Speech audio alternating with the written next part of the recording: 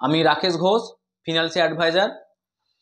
আজকে SBI mutual ফান্ডের সবথেকে বড় ফান্ড নিয়ে আলোচনা করব, large cap fund, SBI large cap fund. আগে এই লার্জ ক্যাপ ফান্ডটার নাম ছিল এসবিআই ব্লু চিপ ফান্ড। যারা দীর্ঘদিন ইনভেস্ট করে আসছেন তারা জানবেন যে এসবিআই ব্লু চিপ ফান্ড এখন বর্তমানে নাম চেঞ্জ হয়ে এসবিআই লার্জ ক্যাপ ফান্ড হয়েছে। তার আগে বলি, যারা নতুন দেখছেন তারা অবশ্যই আমার চ্যানেলটিকে সাবস্ক্রাইব করে রাখুন, আর যারা পুরনো আছেন অবশ্যই লাইক কমেন্ট শেয়ার করুন। আশা করছি আপনাদেরকে মিউচুয়াল ফান্ড বিষয়ে অনেকটাই পারদর্শী করতে পারবো। এসবিআই লার্জ ক্যাপ ফান্ডের বর্তমানে AUM কত আছে? 54,600 কোটি টাকার AUM। আমরা জানি এসবিআই মিউচুয়াল ফান্ড হচ্ছে ভারতবর্ষের সব থেকে বড় ফান্ড, এবং এই ব্লু চিপ ফান্ডটাও কিন্তু এসবিআই মিউচুয়াল ফান্ডের একটি সর্ববৃহৎ ফান্ড। ইকুইটি হাইব্রিড ফান্ড নিয়ে পরে বলবো, সব থেকে বড় fund SBI equity hybrid fund.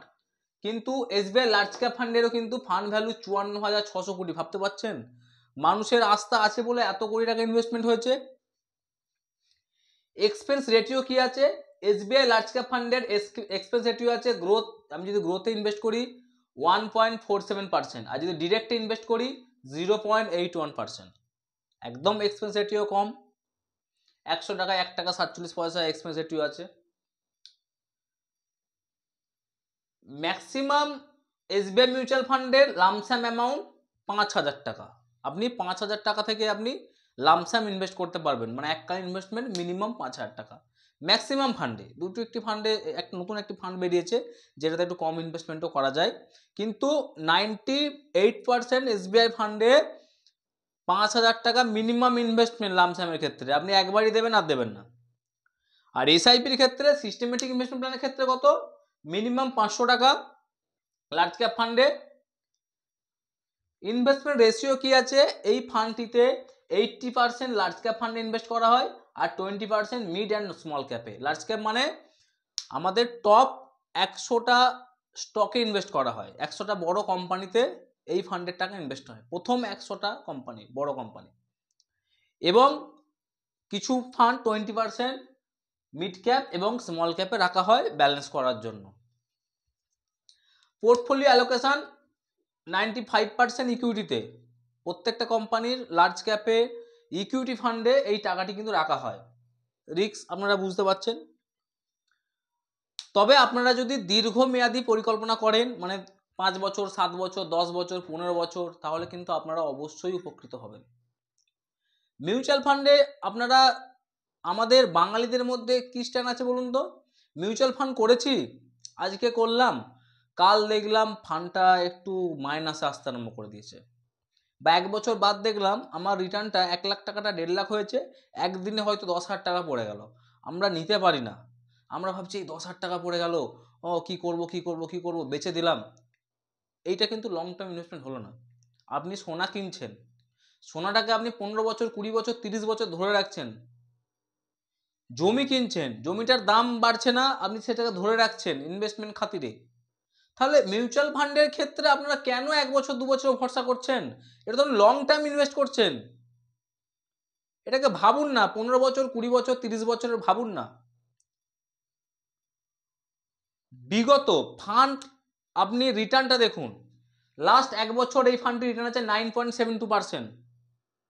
বাজার আমরা দেখেছি লাস্ট 1 বছর অনেকটাই down up down up down করে মার্কেট কিন্তু মনে হয় যেন একই জায়গাতেই রয়েছে। তার মধ্যেও ফান্ডটার কত আছে রিটার্ন? 9.72 লাস্ট 1 বছর। যে বছরটাতে আমাদের রিটার্নটা খুব খারাপ এসছে, কিছু কিছু শেয়ার তো এখনো মাইনাস, এখনো পজিটিভই আসেনি, সেইখানে কিন্তু আপনার 9.72% কিন্তু গ্রোথ আছে।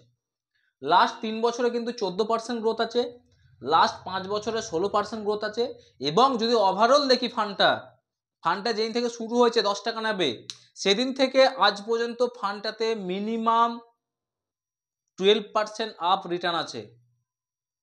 আপনাকে শুধু এসবিআই লার্জ ক্যাপ ভাবতে হবে না, আপনি যে কোনো কোম্পানির লার্জ ক্যাপ ধরুন, 12% রিটার্ন আছে। লং টার্মের ক্ষেত্রে ইনভেস্টমেন্ট করুন, লং টার্মের জন্য। একটু কমে গেল, ভরসা হারিয়ে ফেললাম, টাকাটা তুলে নিয়ে অন্য জায়গায় চলে গেলাম, এটা করতে গিয়ে আপনার কিন্তু প্রফিটটা কিন্তু কম জেনারেট হচ্ছে। অল্প টাকা ইনভেস্ট করুন, যে টাকাটা আপনার কাজে লাগবে না, যেটা আপনার লক হয়ে পড়ে থাকলে আপনার সুবিধা আসবে। ধন্যবাদ। পরের দিন আমি ইকুইটি হাইব্রিড নিয়ে বলবো। যাদের ইনভেস্টমেন্ট অলরেডি লার্জ ক্যাপ ফান্ডে আছে, যে কোনো কোম্পানি হতে পারে, SBI, LIC, HDFC, Motilal, Nipon, যে কোনো কোম্পানি হতে পারে, যাদের লার্জ ক্যাপ ফান্ডে ইনভেস্টমেন্ট আছে তারা অবশ্যই তাদের ফান্ড কেমন পারফর্ম করছে আমাকে কমেন্ট বক্সে কমেন্ট করবেন। আর যারা নতুন ইনভেস্ট করবেন ভাবছেন, বুঝতে পারছেন না, ব্যাপারটা ক্লিয়ার নয়, তারা অবশ্যই আমার সঙ্গে যোগাযোগ করবেন। আমার হোয়াটসঅ্যাপ নাম্বার 9647010846।